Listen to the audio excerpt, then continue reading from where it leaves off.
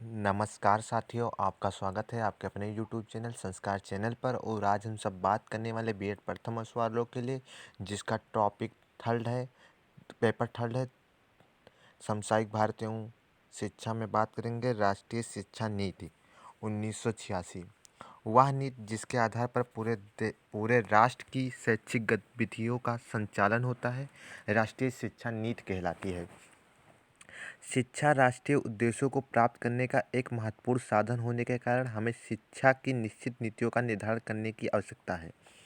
शिक्षा आयोग के अनुसार शिक्षा में सबसे महत्वपूर्ण और आवश्यक सुधार यह है कि इसको परिवर्तित करके व्यक्तियों के जीवन, आवश्यकता और आकांक्षाओं से इसका संबंध स्थापित करने का प्रयास किया जाए और इस प्रकार इसको सामाजिक, आर्थिक और सांस्कृतिक परिवर्तन का शक्तिशाली साधन बनाया जाए।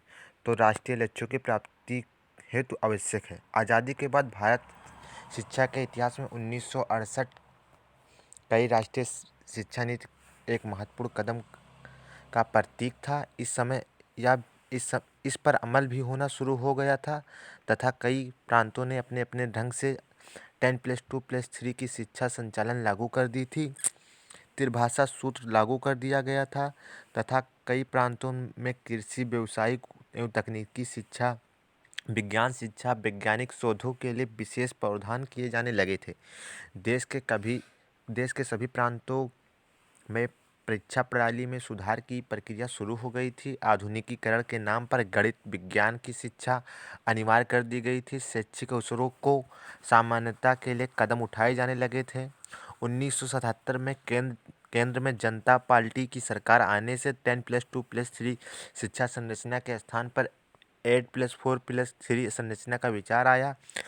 इस सरकार ने कई शिक्षा नीति 1979 की घोषणा कर दी।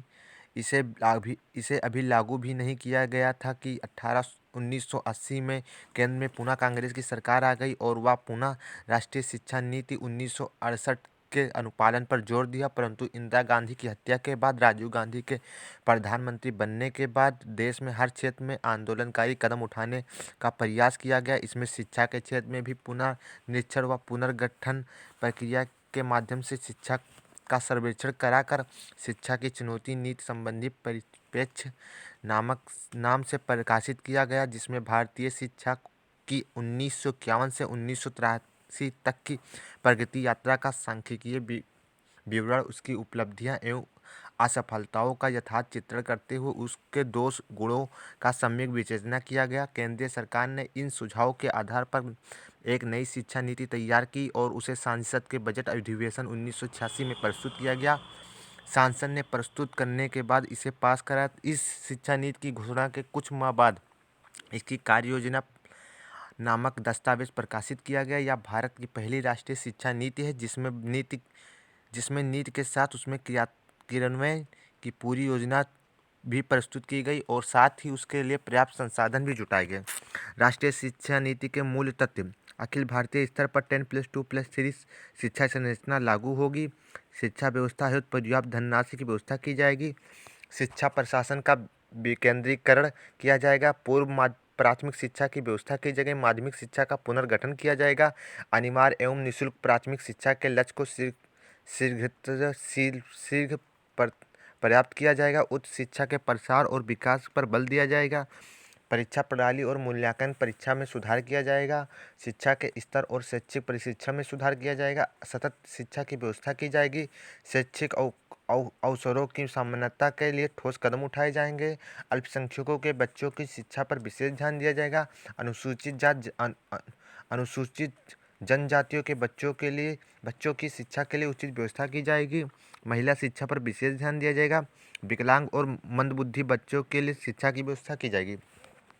राष्ट्रीय शिक्षा नीति 1986 का दस्तावेज: शिक्षा का सार एवं भूमिका, राष्ट्रीय शिक्षा प्रणाली, समानता के लिए शिक्षा, विभिन्न स्तरों पर शिक्षा का पुनर्गठन, पूर्व बाल्यकाल देखभाल व शिक्षण, प्राथमिक शिक्षा, माध्यमिक शिक्षा, उच्च शिक्षा, तकनीकी और प्रबंध शिक्षा, शिक्षा व्यवस्था को कारगर बनाना, शैक्षिक विषय वस्तु और प्रक्रिया को नया स्वरूप देना, शिक्षक व शिक्षा का प्रबंध, संसाधन तथा समीक्षा, नई शिक्षा नीति 1986 द्वारा उठाए गए महत्वपूर्ण कदम, 10+2+3 शिक्षा संरचना, विद्यालय संकुचन, सर्व शिक्षा अभियान, Navodaya Vidyalaya, operation black board, शैक्षिक अवसरों की समानता, शिक्षक परिशिष्ट, दूरस्थ शिक्षा व मुक्त विश्वविद्यालय उपाधि को सेवा से अलग करना, शिक्षक की जवाबदेही। अगर आप सभी को हमारे चैनल अच्छा लगा तो प्लीज़ लाइक, सब्सक्राइब और शेयर कर दीजिए। हम आपके लिए डेली क्लास लाते रहेंगे। आप हमारे टेलीग्राम से भी जुड़ सकते हैं, वहाँ पर आपको PDF मिल सकती है। अगर आप सभी को चैनल अच्छा लगा हो तो प्लीज़ लाइक, सब्सक्राइब और शेयर कीजिए। Thanks for watching.